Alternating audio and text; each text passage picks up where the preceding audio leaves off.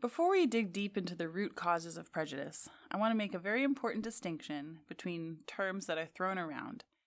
I want you to get in your head what these terms mean, and you might already have a sense of it from popular media, but the terms get mixed and mashed together and they all seem like the same thing. But to social psychologists, they are not. The three terms are stereotype, prejudice, and discrimination. I'm going to define these terms and then we're going to talk about what they mean.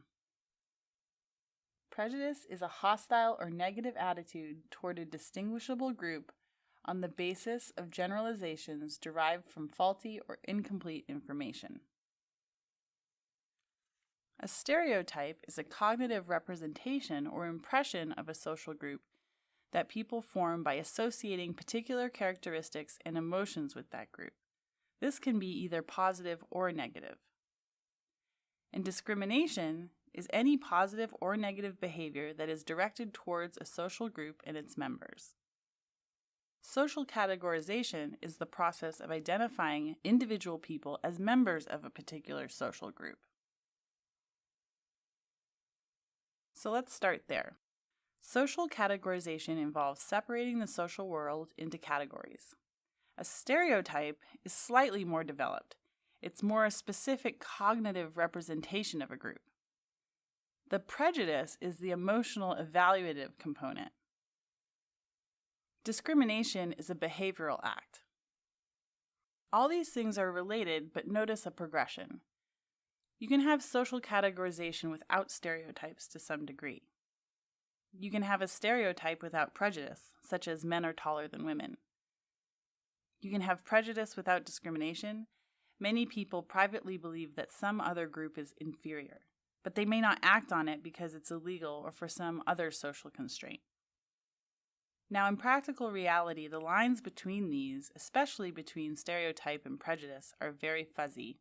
Even social psychologists sometimes use them kind of interchangeably, but conceptually it's very useful to keep them separate.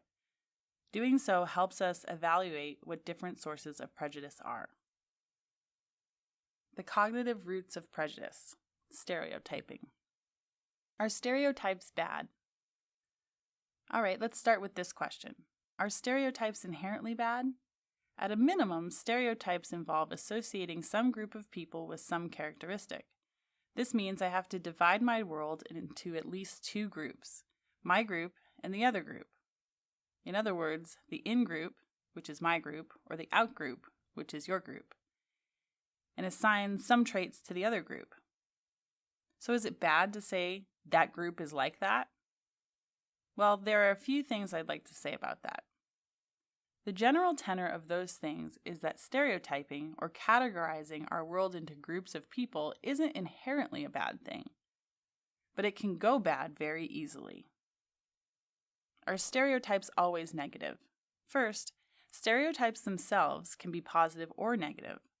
Although there is a definite tendency for stereotypes to be negative, positive stereotypes certainly exist. Women are generally viewed as sensitive to other people's needs. African Americans are generally viewed as musically talented and family-oriented. Lots and lots of stereotypes that people have of groups are positive in nature. Remember, when we're talking about stereotypes, we're not talking directly about whether they are positive or negative. That's kind of a later step. But the general nature of stereotypic traits does not force them to be negative. Are stereotypes accurate? A second issue is more controversial, that relevant to accuracy. This is a very controversial issue, and it's far from resolved. One of the theories concerning where stereotypes come from goes something like this. We all have a desire and ability to view our world somewhat accurately. We are able to distinguish the different qualities of a chair, for example, so that we don't confuse a chair with a car. And we do this just fine. And so the argument goes, we do this too with stereotypes. Some people argue that for the most part, stereotypes are accurate most of the time, and that stereotypes arise because people are just viewing and processing their own world. Take a moment to think about why this thinking is problematic. And please post your answers in the corresponding forum. Social psychologists tend to fall somewhere in the middle between believing that stereotypes can be accurate, but also can be inaccurate. One of the reasons is accuracy is hard to measure. No stereotype accurately applies to every member of a group. Some stereotypes resemble reality when they're taken as a loose rule of thumb, but they are always going to go astray when definitely applied to every member of a group, because groups are not made up of people who are entirely alike on every dimension. Alright, so where do stereotypes come from? Have you ever wondered why we have stereotypes at all? I mean, why don't we just evaluate every single person just for themselves and have no preconceived ideas of what they're like? Well, for one, we have epistemological needs. There's just too much information. We couldn't possibly organize our world without it. This is what I'm calling epistemological needs or knowledge needs. That is, we have a need to know and understand our world, and our only hope of doing so, given that we have a limited cognitive capacity, is to limit it by categories. So it's sort of inherent to our human condition that in some way we are going to categorize things. We simply do not have enough room in our brains unless we give the system some type of organization. So from the most basic levels of memory, letters, words, and so on, we can see we have things organized into categories semantically. In some ways, stereotypes exist for the same reason that you distinguish between cars and sandwiches. So there's nothing inherently bad about organizing your world, your social world. In fact, you couldn't function if you didn't do this. The problem is sometimes people refuse to change the structure that fits new facts. That is, they want to have things so organized that there is little room for expansion. They want to organize the world in a way that is structured and makes sense so that all new information can be put into their cognitive grid. No loose information that cannot be placed into this structure is allowed. Lots of evidence suggests that people's stereotypes of groups influence their interpretation of the facts.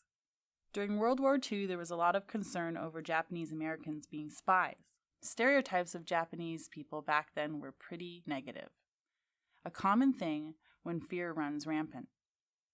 What was the evidence against the Japanese Americans?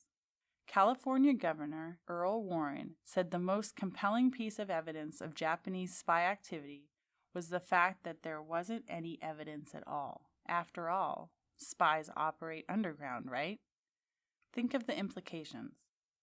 What could a Japanese American have done in that circumstance? You can behave perfectly in line with American patriotism, and they still were viewed as spies. Well, lots of minorities in today's society feel the same way.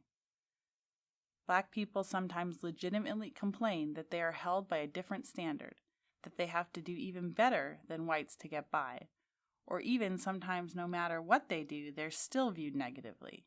They are viewed through the eyes of the stereotype instead of reality.